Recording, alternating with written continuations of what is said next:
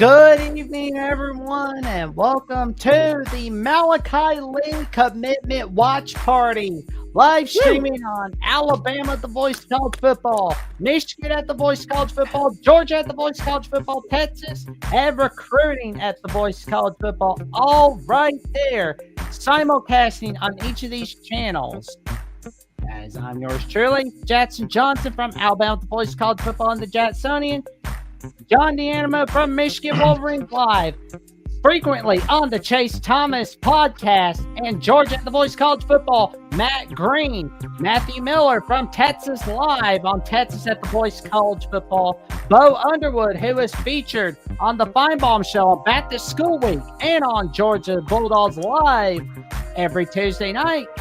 Bo Underwood, Jeffrey from Only Talk Sports on Alabama at the Voice College Football and Only Talk Sports, from Maze Madman and the Michigan Wolverines College Show, Kentech 615, and Juju from the Michigan College Show, and each of the Michigan shows all right here. And let me tell you something, everyone. You're going to be in for a wild ride as we all come on in and react to Malakai Lee's commitment, regardless of where he commits to.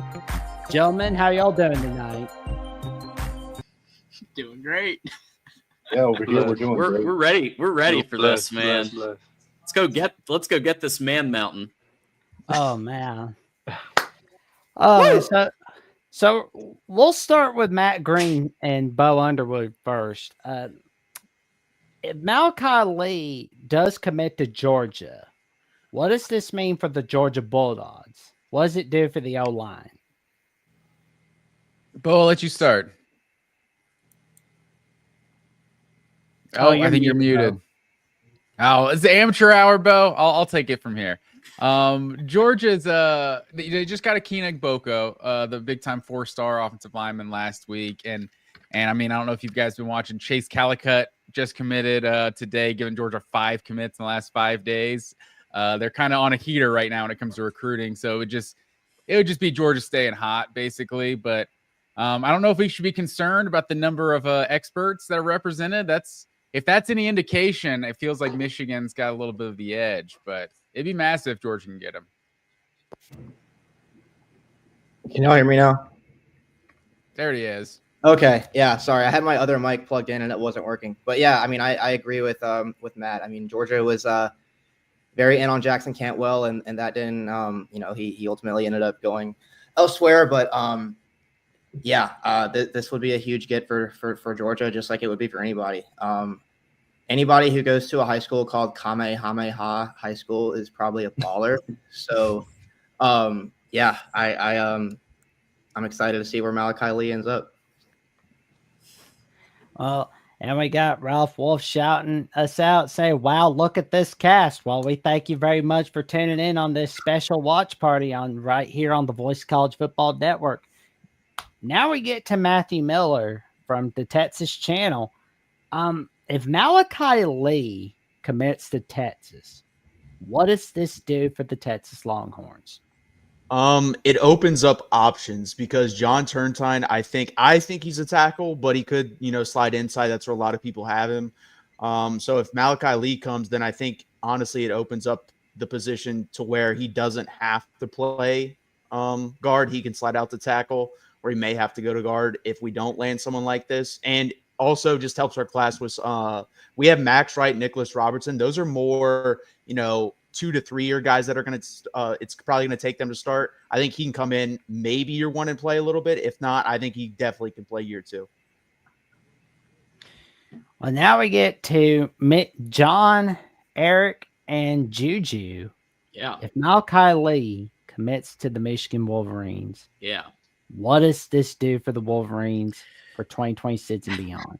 Yeah, it's absolutely massive. And my sources are telling me he is coming to Michigan. Now, there can always be a last-second NIL $1.5 million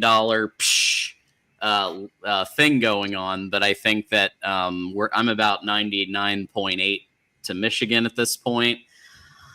It's going to be a massive impact on I mean, it will be for any school who could get him. 6'6", 325 pounds, 36-inch arms, 85+-inch wingspan. He can move too. So you look at some of the top linemen ever.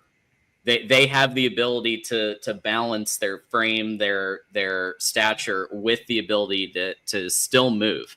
He can line up on any side, right, left, and guess what? He also plays a little basketball. So he's a versatile guy. Real quick, I just want to thank the Michigan channel for a couple of these. Michigan Man Dan gifted a subscription. Thank you for that. Michael DeVries gifted 5 Michigan memberships. So just want to shout out both of those guys for contributing. Congrats. I'll leave it to Kinetic and Juju. Yeah. So I mean, I think it's huge for Michigan. I mean, with our head coach being a former O lineman himself, offensive line is a huge area of focus. Sharon Moore, when he was the O line coach, gave us 2 Joe Moore award-winning lines back-to-back years. And with the depleted depth that we had last year, O-line is a huge focus for him. I mean, we got in the last cycle, we got Andrew Babalola, Ty Haywood, Avery Gash, Caden Strayhorn. This cycle, we just got a commitment a few days ago from Marky Walbridge. We've got Bear McWhirter. So I mean, it's going to be huge for us, and I really like where we're going with this offensive line. If we were able to get Malakai Lee, Juju, where do you see him fitting in? Do you think he gets playing time in his freshman year? You think it's down the road? Where do you see him fitting in with the line? You see him at tackle, or what's going on? First and foremost, if we were able to get Malakai Lee, it would be huge for Grant Newsome in particular, as he spent a lot of time on this recruitment. Flew out to Hawaii a number of times. So for him being a second year now O-line coach, especially shadowing more, big shoes to fill. So it would be huge for him. I think he's going to be slated at tackle, and I think he's going to have to sit a few years. But when he's ready, I think he'll be ready. And, with having Juan Castillo back in that room, I think it instills a lot of confidence, going forward for this O-line group, and already another great class that we have. If you would allow me real quick, we just got breaking news. I know Juju's going to love this. Michigan did just get a official flip of linebacker Markel Dabney from SMU to Michigan. Live on air, Dabney flips from SMU to Michigan, the Michigan Wolverine program. That is exciting on the back of this 5 minutes away Malakai Lee announcement. And shout out to Sharon Moore and Sean McGee, because this is one of many that are going to come from now to mid-July. How many offensive linemen do you think that Sharon Moore is looking to take in this cycle? I would say 3, and then probably a late push for 4 from a senior riser. Well, now we get to Jeffrey. If Malakai Lee commits to Alabama, what does this do for the Alabama Crimson Tide for 2026 and beyond? I mean, I think it'd be massive. I mean, when you take a guy like, Malakai Lee, a 5-star offensive lineman, 6'6", 318 pounds, you can't get much better than that. And look at the list here. I mean, Alabama, Georgia, Michigan, Texas. I mean, he didn't even consider USC in his final, and he's from Hawaii. He's getting the cream of the crop schools here. No slate on USC, but these are top programs here. And I feel like we've already done a really good job with our offensive line for 2026 with 2 additions, Sam Utu and also Chris Booker. Both of those are really solid offensive line additions for us. So it's not like we're hurting here if we don't land them, which we most likely will not.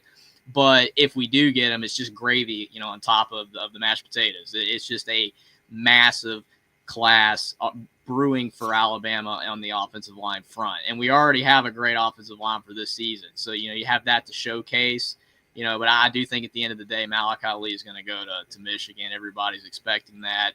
But Alabama. We're in a good spot without him, but with him, it would be even better. It would just be even sweeter for our 2026 class. I mean, in the NIL era, though, nothing's ever final until it's final, Yep. Absolutely. I definitely agree. I mean, we've seen some crazy flips. I mean, literally guys commit to schools these days and then they end up leaving. We saw with Bryce Underwood. He was at, LSU and then he goes to Michigan. So he could commit to Michigan, go somewhere else. I doubt that, but you never know. So it's crazy. Like I brought it up backstage, but just here recently, what was it, a week or two ago with that wide receiver from Georgia? Everyone had him flipping to Michigan. He calls Georgia to let him know, and 9 minutes later, he's back to committed to Georgia. So, which one was that? I don't want to mess up his last name. It's like Mark. It's spelled like Marchese, but I think it's pronounced like Marchese. Or something. Okay, yeah. The from what's it? Not Dawsonville. What's Trevor Lawrence's high school? Cartersville. There you go. Yeah, that's where he was from. Yeah, everyone had him flipping. They even put everything went live on the crystal ball predictions, flipping to Michigan, and 9 minutes later it flipped back.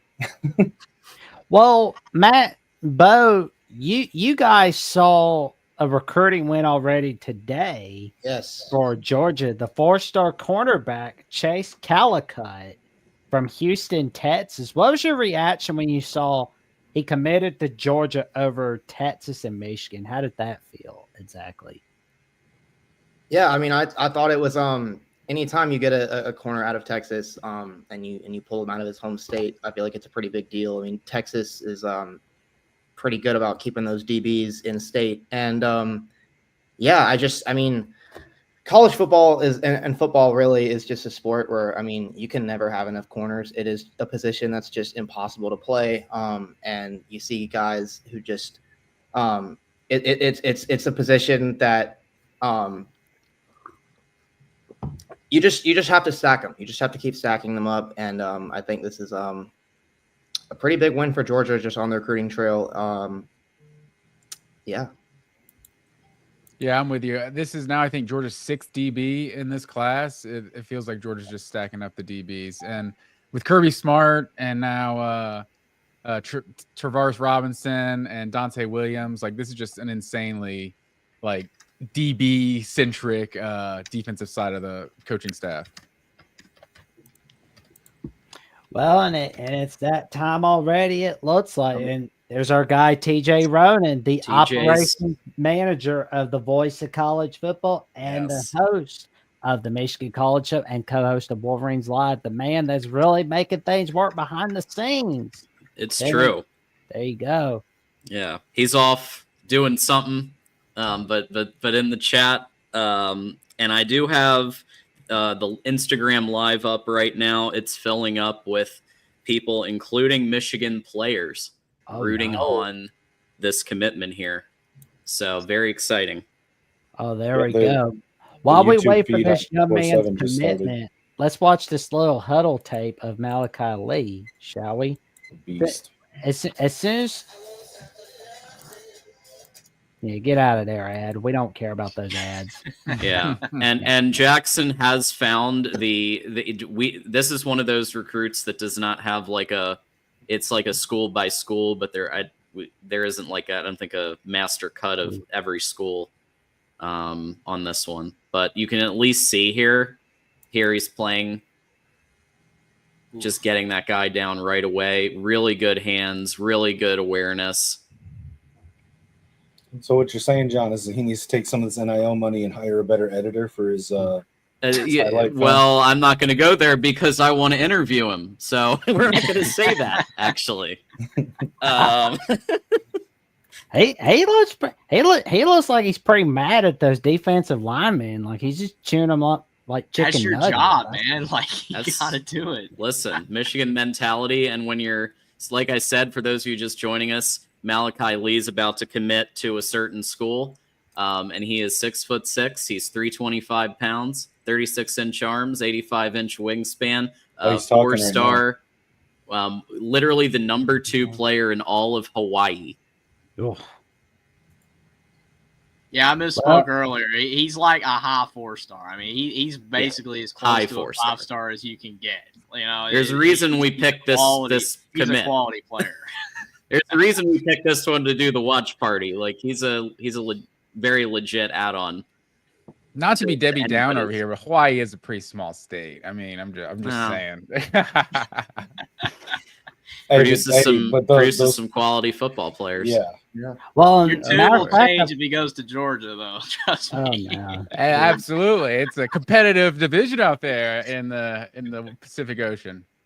Well, and right now it's 1 p.m. Hawaiian Standard Time in Hawaii, and of course it's 6:33 p.m. Central Time, 7:33 p.m. Eastern Time, 4:33 p.m. Mountain Time in the Mountain Time Zone, and I believe we're 3 hours behind the Pacific Time, or is it 2 hours? Yeah, it's 4:30 in the Pacific and it's 5:30 in Mountain Time.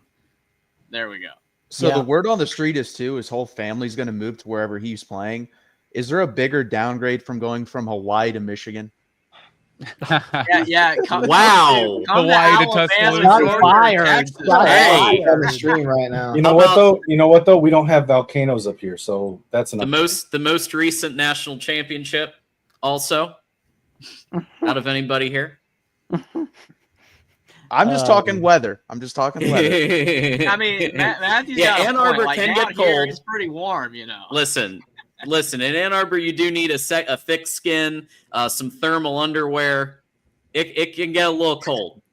There's no doubt about that, but it is beautiful. I will say this, as somebody who lived in the South for almost 20 years, coming to Michigan, one of the best parts about it, as far as the weather, is for half the year, insects go back to hell. Oh my God, that does sound pretty awesome. Yep, it's true. I'm also just salty because we're gonna finish second a lot this weekend, and this is just another one of those. So, I mean, y'all are still leading for Ojo? Yeah. Well, I would be shocked if we don't end up with Ojo in turn time. That would shock. No. Okay, so I don't have much of the volume on, but it looks like he's reading like his thank you speech or something like that. But does he have the hats lined up? No, he doesn't have the hat on. No yet. hats. Come on, man. Oh, the hats are there. He doesn't have the hat on, but once he's got the hat on, you're gonna see one of these 4 teams on the graphic. I feel like the hat science would have pointed me to Georgia, to be honest. That's the best. I mean, I've seen some of the guys before where they're like hovering over one and then get another. I love that though. Dude, the hat stuff gets weird, man. Like when Quay Walker committed to Georgia, he like put on the Tennessee hat and like threw it across the room and felt like makes it fun. Yeah, made him a fan favorite immediately. Get crazy with your hat. Hat. You know, I think it's funny. Hilarious when they have the tag still on them. Then you're like, you're not choosing that school. So for anybody that plays the college football video game, in the new game, the Road to Glory, you can actually do the whole hat ceremony. You can fake it out. You can throw a hat around across the room. It's hilarious. I saw that they released like the deep dive for that for Road to Glory today. Right? Yeah, I need to check that out. They're adding high school back. I saw. Yep, that's good. Again, it comes out in like 10 days. Me and some of the guys with the Michigan podcasting community, we're talking about doing a podcasters league. Oh, dude, I'm so down with each other, and then potentially one for viewers. So if you're interested, hit me up on X. My X name is Kinetic615. Let me know if you're interested. I was going to say we could do a Voice of College Football one and just start a new channel and have it on the channel. I'm down. Oh yeah. I mean, I'm not officially part of the Voice of College Football, but I don't know, John. Would I still count for it? Sorry, I'm trying to watch the. He's about to go live here, but yeah, sure. I'm just gonna say yeah, sure to whatever was just said. He's doing a speech right now. He's thanking everybody. Sean Garner. I love it. All the Ohio State fans. Don't be salty, Sean. It's like Sean has to throw an Ohio State ice cube on the hot soup of excitement that we have right now. Just is what it is. I'm pretty sure he would be their highest rated offensive lineman committed at this point. I'm pretty sure. Haven't they been losing out on offensive linemen left and right? He's going to Michigan. He's going to Michigan. Hell yeah. That's it. There we go. Breaking news. There we go.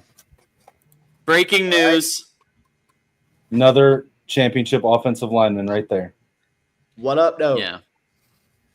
Yeah, and we were talking on our show earlier this week, like when Georgia was kind of the powerhouse that they were, or not say Georgia's not still a powerhouse, but Georgia sucks now. when they had national championship winning teams, you saw the Jamari Sawyers and the Broderick Jones, Amarius Mims, those 5-star offensive linemen. Last year, you didn't really have as much. I mean, you got obviously multiple guys got drafted, and that was, by far Georgia's worst run game, I think, since I've been alive, to be honest. So it's all built on the, just stacking those guys in the offensive line. You know who doesn't usually have trouble in the run game? Who's that? Michigan. Really? Yeah, I feel like also, I mean, not to generalize, but I do feel, I mean, Hawaii has a pretty crazy track record of pumping out these offensive line prospects in recent years. I mean, hey, the Polynesian kids are massive. Yeah, dude. And Look, man, I'm a Lions fan. I know all about Penn State. So. Right, exactly.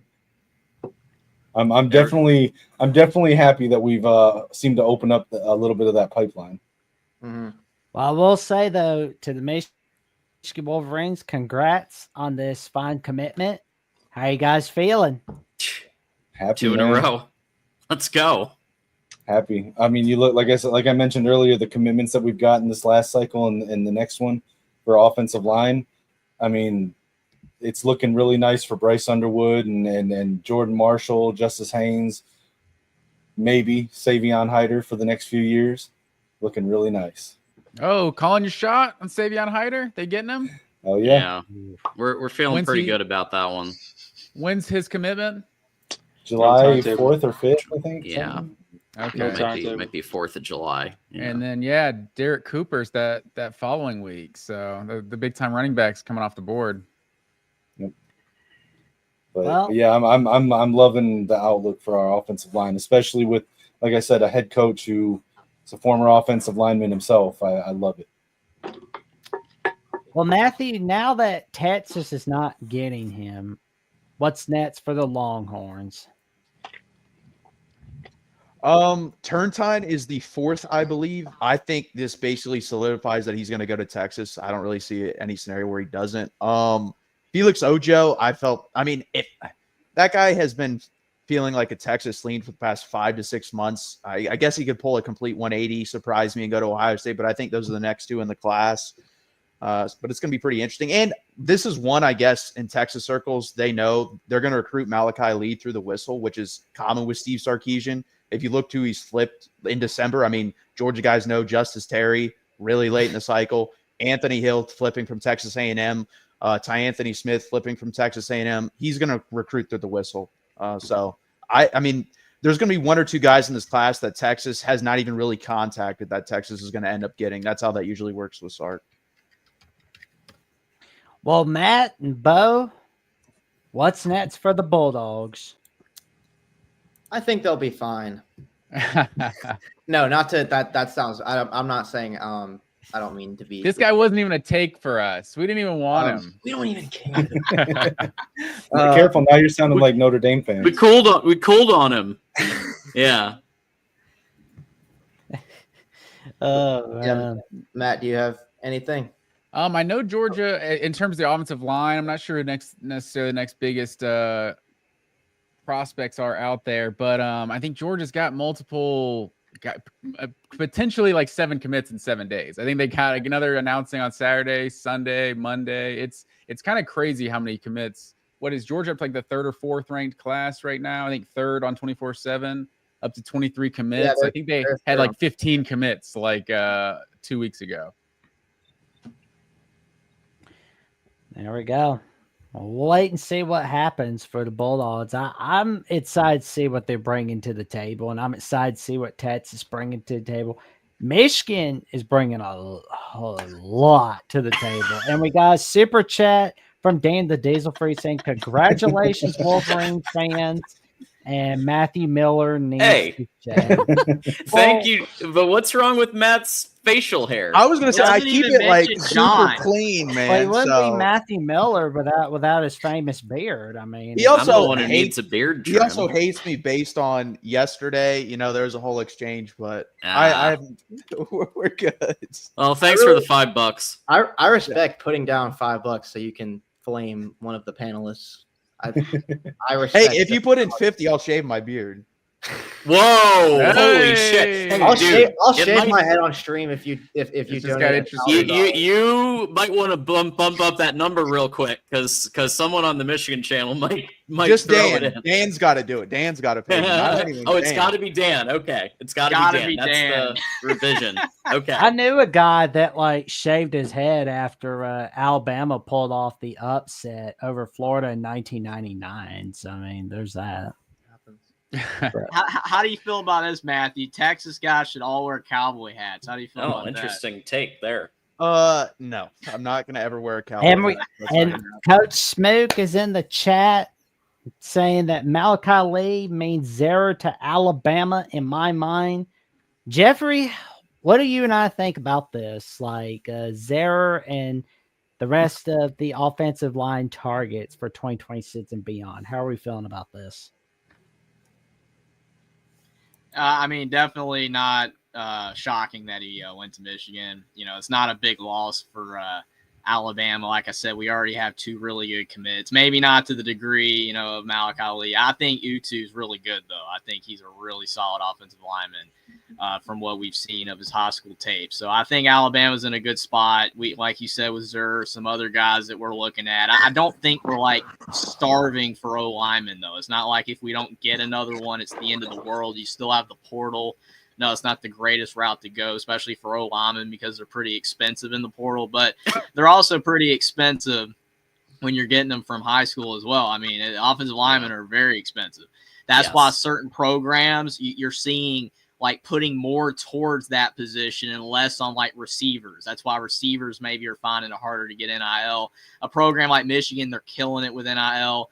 That's really, you know, a big reason why they're recruiting so well. For us, I mean, we know that we already have a couple of good offensive linemen. We got a great, you know, offensive line group right now. Didn't need to spend the big bucks for Malakai Lee. So I think that we might land another offensive lineman in the 2026 class. Not going to be as good, obviously, but it's not going to be the end of the world for Bama. We're fine, and I think our recruiting is in a good spot. Well, especially since we got Sam Utu as part of our recruiting class. That was a big get. There. And Matthew, my apologies for reading this next super. I don't know what I don't know what Dan the Diesel Freak has against you, but I think Dan got his feelings hurt last $45 night. short of his $50 goal, though. I mean, Matthew Miller, I get more girls at Hooters than you, and they got hot over me, little bro.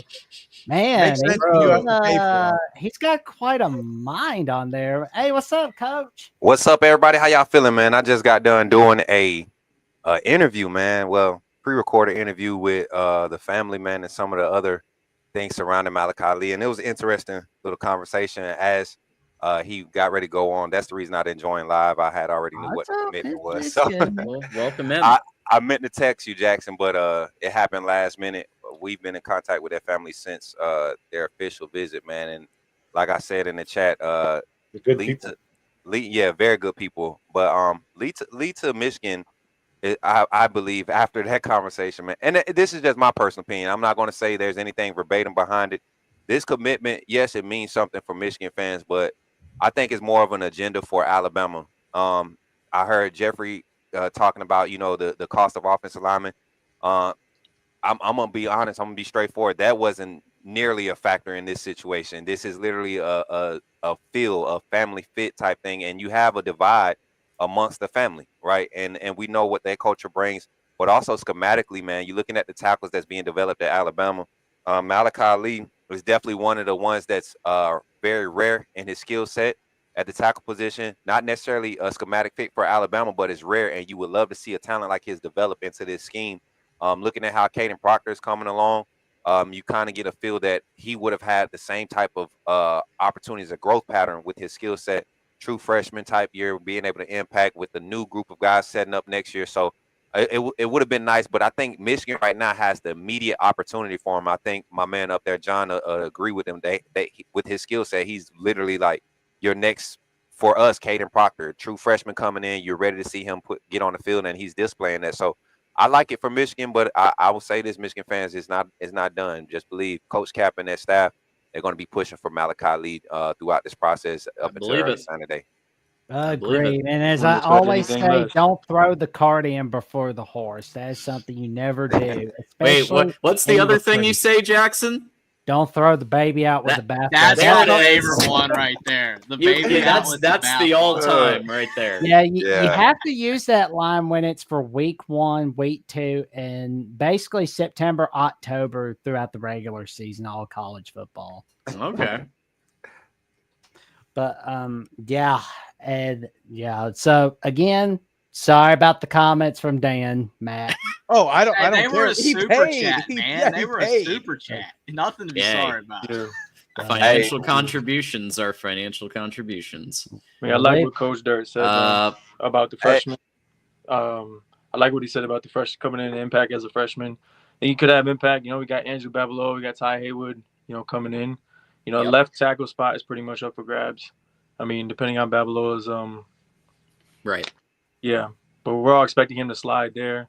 Haywood, I'm expecting to move inside probably. But Sprague is pretty much locked up at right tackle. So Malakai Lee, pending that he signs, which I think he will. I think that left tackle, him and Babalo will battle it out. Yeah, no, you're right. It's very rare to have a freshman in that position, but I think it's likely by week 6. Yeah, at the latest. I agree. Another thing, I like Moose coming in here and I like him establishing it. And it's crazy that he's coming in and saying this, and he's actually if this is what he's hearing and what he's banking off of, he's actually really close because it's literally a divide in the family, y'all. And you all know with Tula's family, when Alabama was recruiting Tula, his ultimate decision to be at Alabama was the blessing of his father. And we know how that culture is. We don't want to get religious and talk about religion, but when the father gives the blessing, that's where you go. And right now, it seems as if there's an issue with grandfather, there's an issue with father, there's mom wants this, and there's a lot of things in this decision. And as the son, you're going to go with what dad says initially, but there's a lot. I mean, the family loved Alabama, they love Tuscaloosa, they love being up in Michigan. I think they're initially in their early recruiting, Oregon was really giving them a lot of attention and was really trying to showcase that family environment. But being on campus at Alabama really opened their eyes and really started to create the conversation for Alabama to be in it. So Michigan was kind of like the first foregone conclusion initially. And I think he just stuck with the safe bet right now. And I think it's a good fit for him. You guys keep talking about the depth. I think right now Malakai Lee is probably one of the 3 or 4 top, tackles that's ready, college ready right now in this 26 class. And I mean, like, literally you put him in week 1 and the growing pains that you deal with him are favorable or, legit growing pains that you would possibly deal with a redshirt freshman or a redshirt sophomore. So I think it's going to be a solid get if Michigan can hold on to him. And it's going to be a even more interesting weekend for Michigan based off of some of the things that I'm hearing. I know you guys got Nick Abrams is looking at y'all too. That's one of my personal guys. I love the fact that he's paying attention to Michigan. And I as a Bama fan, as a diehard Bama fan, if my youngins aren't going to Bama, I like for them to go to schematic fits. And you guys got Lee. Schematically, I think he's the tackle for what you need. Like we talked about replacing. And then you mess around and pull Abrams in that linebacker room. Y'all got a lot of young uncovered talent in that linebacker room at Michigan, just waiting to get on the field, get some rotational depth and reps in. Michigan could be building something special by, landing star guys like Lee, and maybe if you get an Abrams or I forget the safety that you all are after too in this class, a 4-star guy. So yeah, so I'm all over the recruiting right now, and I'm paying attention, especially when I'm talking to my guys. So this is a huge one. I like it for Michigan. I like Lee's process and how his family is dealing with it. And yeah, that overpaid crap, throw it out the window, man. Everybody ain't chasing a dollar in this day and age. It might seem like that, but that's not the case. I mean, from what I understood with Lee, it was a lot of a lot of his relationship with Coach Moore and Coach Newsom. There's a huge relationship that he has built up with them, and I believe that they have visited him out in Hawaii more than any other coaching staff. So I believe that that's a big part of his commitment.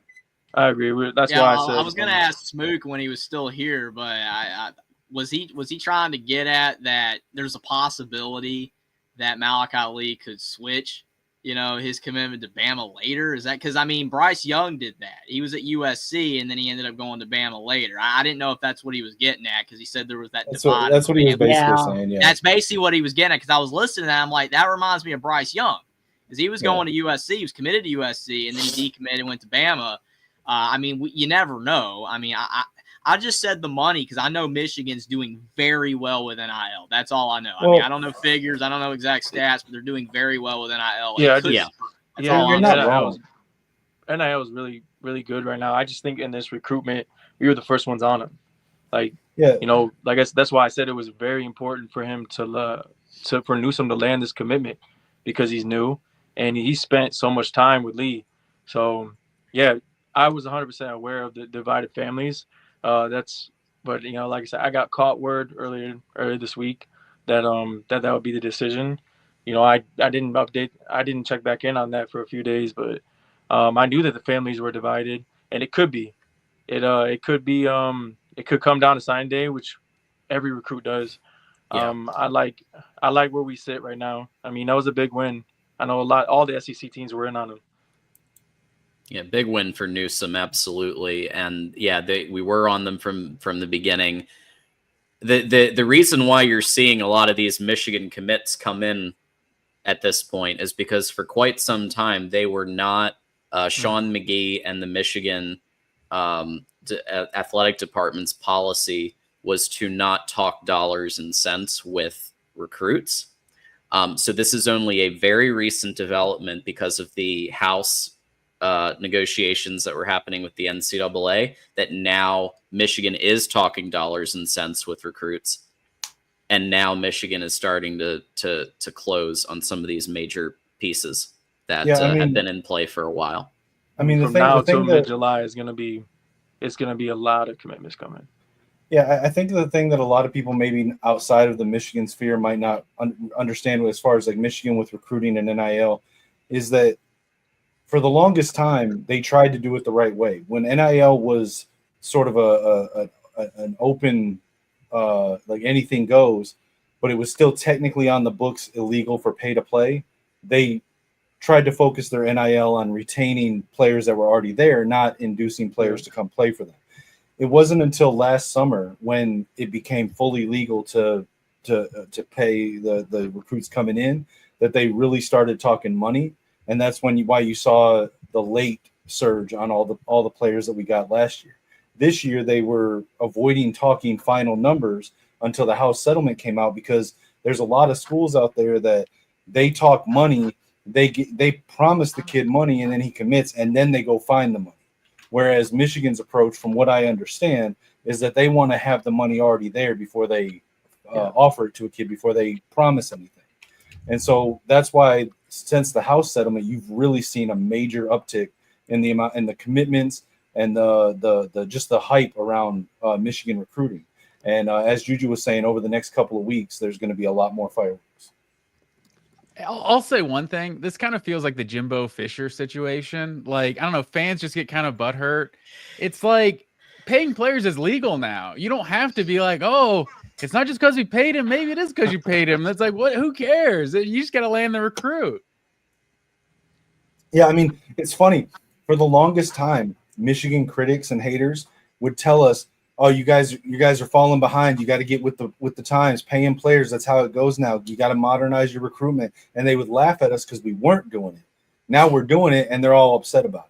Yeah, it's like if that's the game, they're playing the game. It's like I think Georgia, because Georgia is one of these that also kind of talks like when it actually comes down to a bidding war, lots of times Georgia doesn't win those bidding wars, but obviously Georgia's landing a bunch of recruits. So it's like Georgia's paying their guys something. So it's not like everyone who commits to us is doing it for the right reasons and everyone who goes somewhere else is getting paid. It's like I think fans are just kind of used to this oh, if we lost somebody, it's because of whatever reason. It's an easy excuse. Yeah, it's like maybe Michigan did pay the most for him. They got him, and like I think John's point earlier, like I pretty much don't trust any offensive lineman coming out of the portal. I feel like if you're gonna get like big time offensive linemen, it feels like you have to get them out of high school. So like whatever it takes, like you gotta get these guys.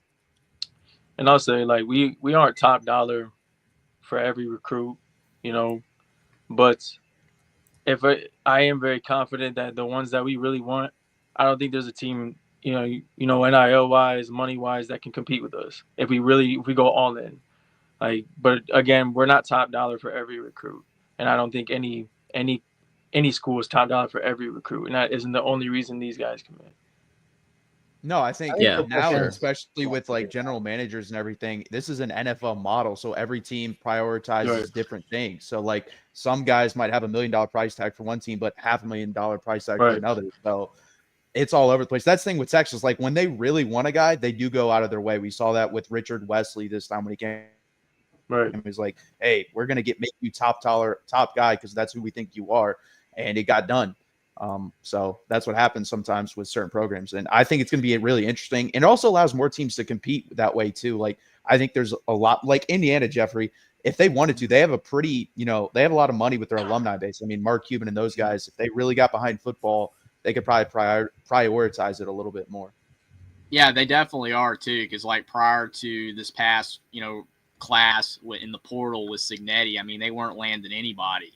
You had the decent 2022 class with Tom Allen, but all that disintegrated when they started losing. But now, like you see this 2026 class, they've got like 3-4 stars committed. And I mean, they're not like massive names, like guys that we're going to be doing watch parties for, but they're guys that you see that Georgia might have offered, but maybe didn't really pursue, or you're seeing Alabama. I mean, those are guys that Indiana never would have gotten. They would have gone to Wisconsin. They would have gone to, Minnesota, like programs that are in better shape. Like Indiana was a bottom feeder. Now Indiana is getting players that other programs want that are at Indiana's level or maybe even slightly above, and guys that the major programs were at least considering a little bit. And that's a major difference. Plus, Signetti and the coaching staff are just 10 times better, so that kind of helps too.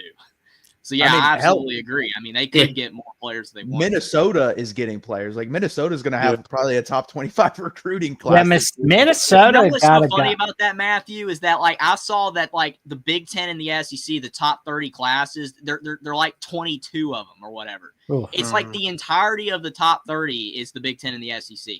I mean, we know that they're the two best conferences now, but it's like you're seeing it reflected in the recruits. So now you're seeing programs like Indiana, like Missouri, these mid-tier to low-tier programs, they're getting guys over Virginia Tech. They're getting guys over Baylor now, the mid-tier programs in the ACC and the Big 12s, because I don't want to use money again, but it's like the Big 10 and the SEC, it's where it's at. That's where the players want to go. And that's why all across the board, it's making the top two conferences stronger, because even the teams that weren't powerhouses are getting pretty solid players, to your point.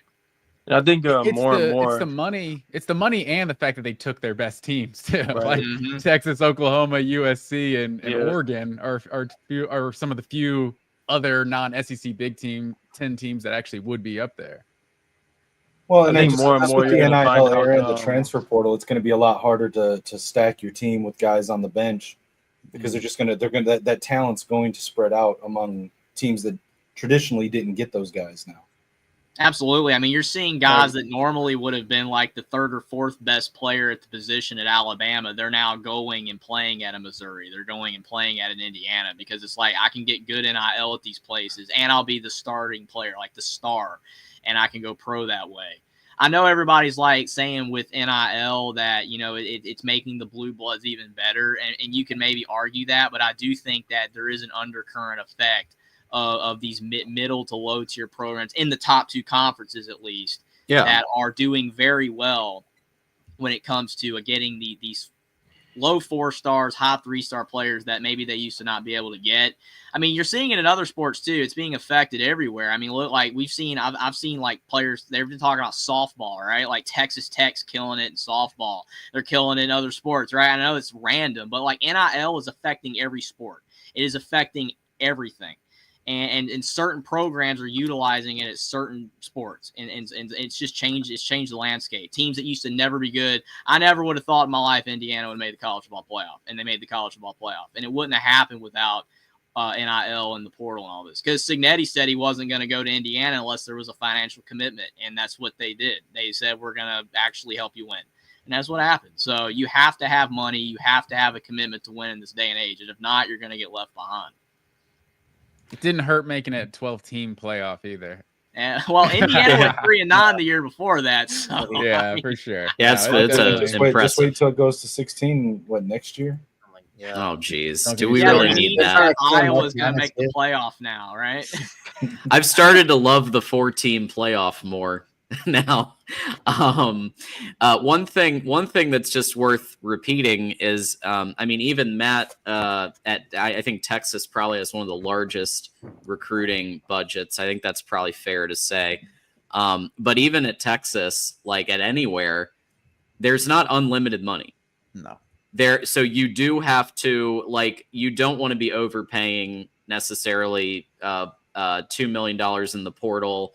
It's better to sometimes invest in players out of high school that you can grow, you can develop. Jordan Marshall, great example of a player that isn't a transfer, started was recruited to Michigan and is now running back 1. He has outdueled the transfer Haynes, who's going to be RB2, and that's where he's at right now. And so, like, there's clearly value in these types of recruitments, like what we just saw, this commitment tonight. I just want to point out for the Michigan fans that are watching real quick, you should go watch Wink Martindale's Twitter.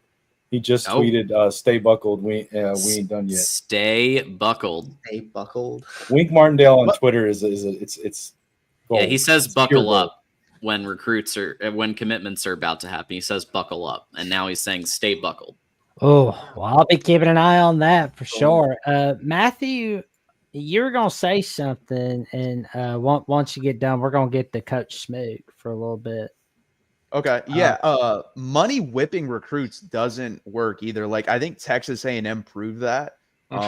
When guys don't want to be there and you money whip them to be there, guess what happens? They transfer and they abuse their power while they're there. So they actually have to be interested in your school as well. Like, you can't just, this guy has you as 20th on your list and you say, well, if I give you this amount, you'll come here. It's like, well, yeah, I'll come there. Will I be happy about it? Will I really want to play for you? Probably not, but I'll come.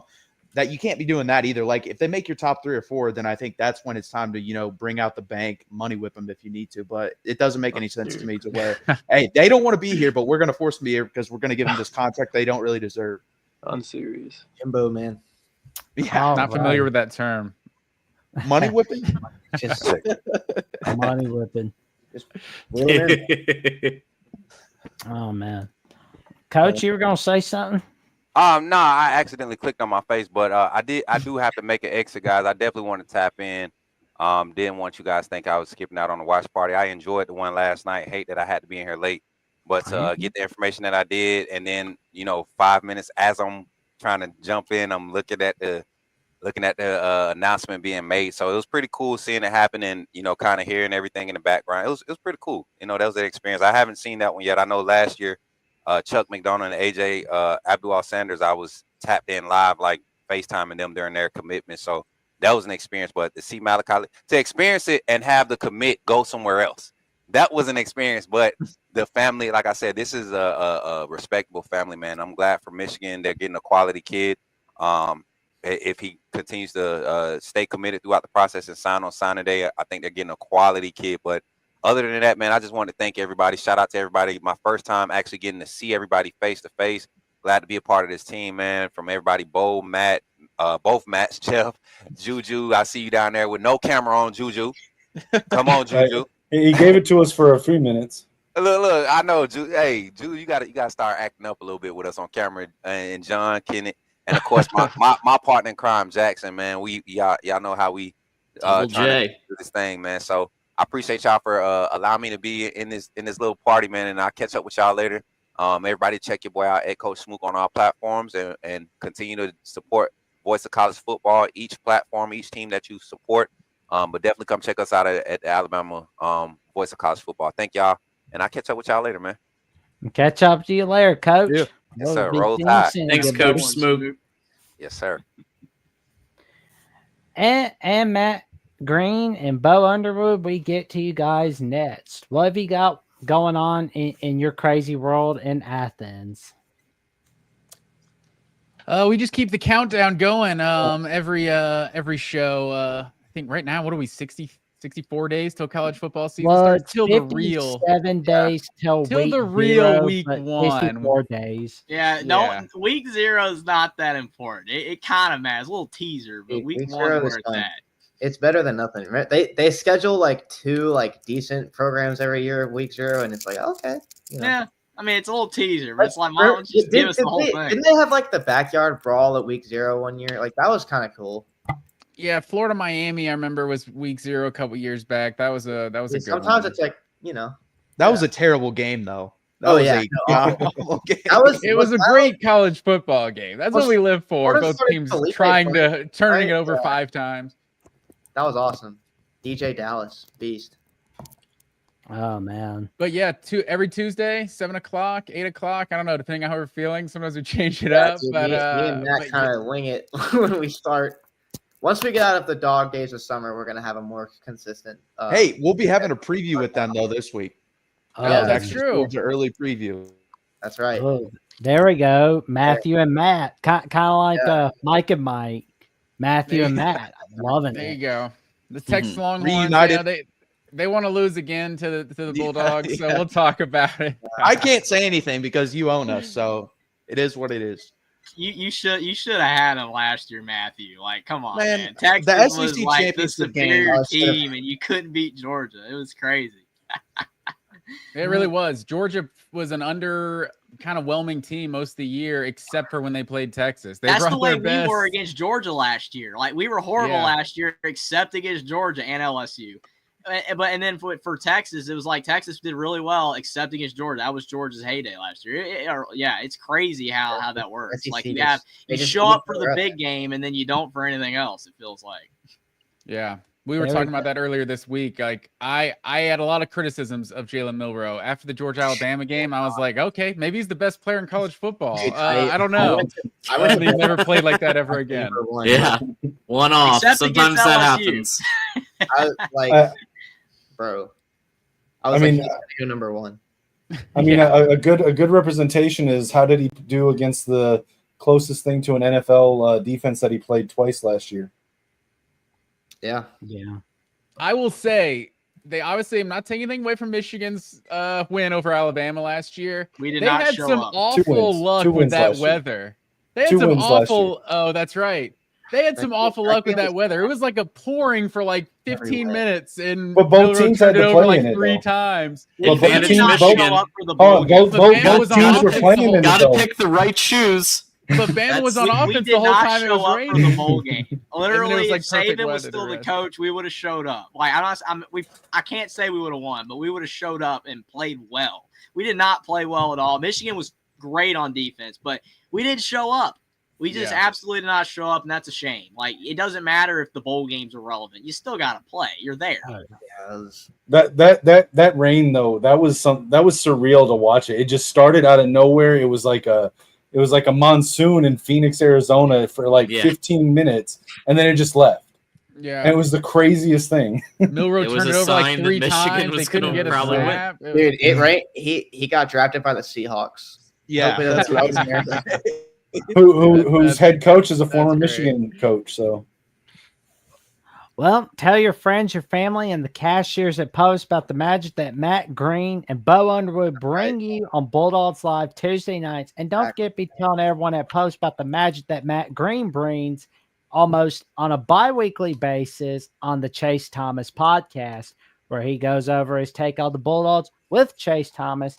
And For those that are tuning in to Bo Underwood, you can check him out on Bulldogs Live Tuesday nights, all right there with Matt Green on Georgia at the Boys College Football. Tune in. You won't want to miss it. Thanks, fellas. Congratulations on the commitment. Yes, sir. Nice to meet you, man. Have a good day. Thanks. Yeah, no, I just followed you. All right, man. So Go Dogs. Go Dogs.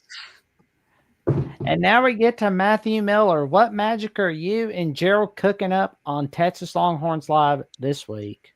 So we will be doing the Georgia early game preview this Tuesday. So no show Monday, but Tuesday. So that'll be fun to watch or be a part of also. But yeah, I mean, excited times because recruiting is in full swing. We have, July 4th coming up with multiple commitments coming. Tomorrow, we'll see what happens with James Johnson. I don't think it's going to go very well. I think he's going to go to Georgia.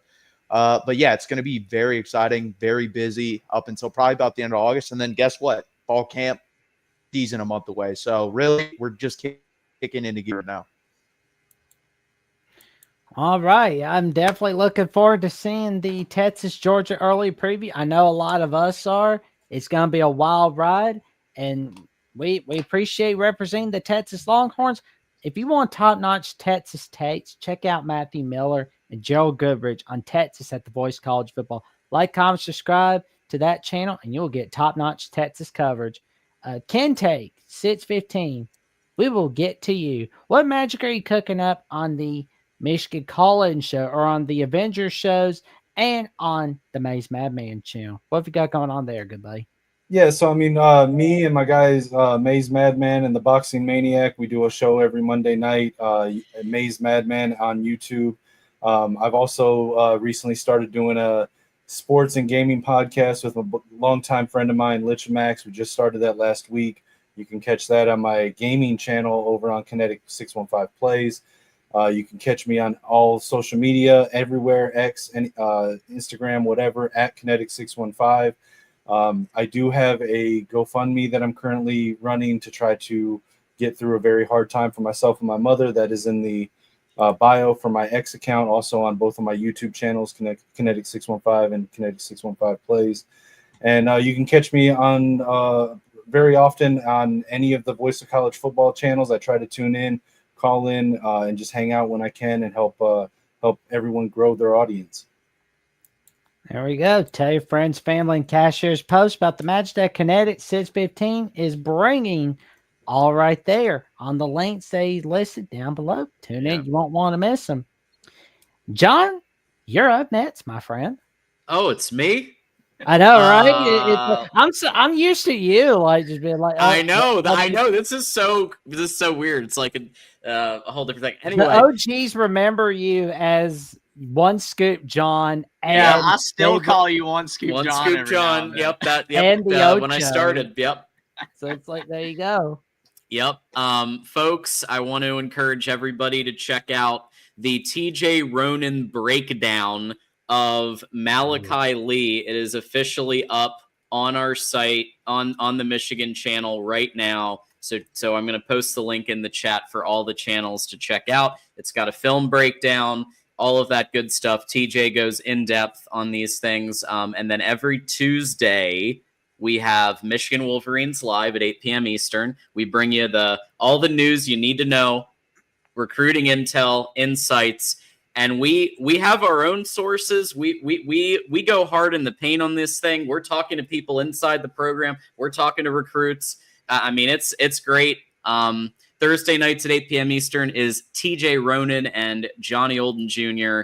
Michigan Call-In Show live. So if you want to check out the Michigan content, give us a sub. Check it out. There we Hey, go. and no more Dan the Diesel Freak because he didn't give me the $45 to shave. So. Yeah. Hey, he might come in at the end. You never know. So I know, right? It's like It'd be like right before we hit end stream, right? Yeah. Yeah, Lane's not out on the chat. No worries there. So he's not. Matthew over here campaigning for the last minute NIL flip. Yeah, this is the John Turntine fund, so I need it. There we go. And Jeffrey, we get to you next. What magic definitely excited to be part of the watch party tonight, even though it did not go our way with Malakai Lee going to Alabama. But this is awesome. Definitely love the additions at the Voice of College Football of having these recruiting watch parties. Hopefully there's plenty more in the future with more commitments, because this is great having everybody from all the different channels. It's a blast. Definitely, if you're a fan of whatever team in college football, go check out all the channels at the Voice of College Football, especially your favorite team, but even support the other ones as well if you're not a fan of those teams, because definitely there's a lot of fantastic contributors and hosts at the Voice of College Football Network. And me and Jackson, every Monday and Thursday, Alabama, the Voice of College Football, we are bringing you Alabama content on football, sometimes basketball, but it's 99% football. It's what we do around here, and definitely going to check that out if you're an Alabama fan or not. Like we bring everybody in. We've got Michigan fans in our chat. We've got Ohio State fans in our chat. It's all good. We love the friendly banter. Definitely appreciate the support. And go check out the Michigan channel, the Texas channel, the Georgia channel, and all the other budding channels at the Voice of College Football. I mean, there's new ones popping up every single day. We might even get to the Mary Mac channel eventually. I have no idea. But we're on our way to getting all the Power 5 or Power 4 now, and even some of the major Group of 5 channels going, and it's awesome. Definitely. We even have a Mississippi State channel where Christian Ballard's hosting it on Mondays at 4 p.m. Central Time. Listen, they just keep coming. They do. You also can find me on my YouTube channel, Only Talk Sports, as well. If you'd like to go check that out, definitely would appreciate that as well. But definitely, this was great, guys. Check out Only Talk Sports, where he talks sports every single day, or at least he tries to. I've been more consistent lately, Jackson. I'm trying. Tell your friends, family, and the cashiers at Publix about the magic that Jackson Johnson gives everybody on the Alabama channel all day, every day. Oof. I appreciate it, man. Like we're getting Alabama rocking and rolling, and our next show is gonna be Monday, 6 p.m. Central Time, 7 p.m. Eastern Time, where we will be having an early Florida State preview, where our Florida State guys, Matthew Lennox and Sam Moore, are going to be joining us, and we're going to be giving our take on EA Sports, talking about what's going on where they're ranking Alabama on each offense, defense, stam rankings, top 25, much more. And of course, you can check out my personal channel on Jackson Johnson 979, 321 subs away from that magic number 1,000. And in a little bit, I will be filming episode 74 of the Jacksonian with Samuel Recker of College Football with Sam. We're going to be talking quite a lot about what's going on in the world of college football, where we think things will go, and much more. It's going to be a fun one, and it should be released on tomorrow night or Sunday night. But either way, we know a lot of people are bored waiting it out for college football, so we'll release it as soon as possible. You guys are the number 1 ranked team on College Football 26, which is crazy. Yeah, how? I don't know. How? Oh man, yeah, it's funny though, but you're gonna see Coach Johnny Burt's giving his take on it. But I'm all in. I'm loving the college football video game. I've been running leagues on CFB 25 for the last year, and like I said earlier, we're talking about doing one with the creators and whatnot. So I'm all in on any of the game content. There you go, man. And of course, you will definitely see more of these watch parties, recruiting commitment watch parties, each on the Voice of College Football channels. No worries there. And like, comment, subscribe, click on the notification bells to each of these channels so you never miss no video whatsoever. And with that said, we wish y'all a happy Friday night and a roll tide. Go Blue. Roll tide. There you go, man.